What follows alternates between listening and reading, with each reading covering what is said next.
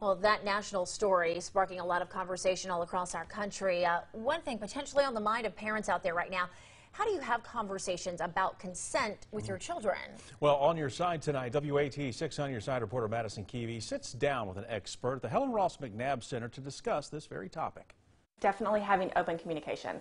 So that is, first and foremost, being able to talk about it and throw out, topics that may be hard to discuss. Open communication, one tool parents can use when talking to their children at any age. And then as they get older, we talk more about friendships and dating relationships and cycle of abuse and those types of things where we really need to be talking more about specific, sexual encounters, consent, and what that looks like. Catherine Oakes is the Director of Victim Services at the Helen Ross McNabb Center. We'll just have questions. Sometimes we get calls of survivors that just want to talk or vent or talk about their experience or their thoughts. Since Supreme Court nominee Brett Kavanaugh was accused of sexual misconduct in high school and college, it's grown into a larger conversation on social media.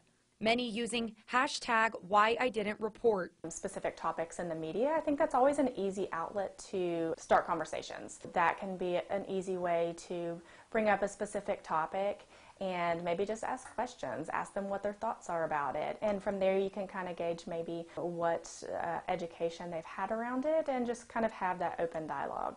Even with more attention on sexual assault and more victims speaking out, Oakes says there can be negative effects. When you've got a lot of negative talk about victims of sexual violence, that can also kind of deter people from coming forward.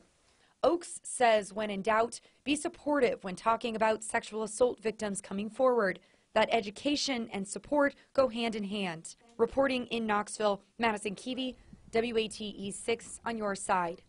Now, Oakes says nationally there has been an increase of calls to crisis hotlines. You can find more information on the Helen Ross McNabb Center on our website, everyone, WATE.com.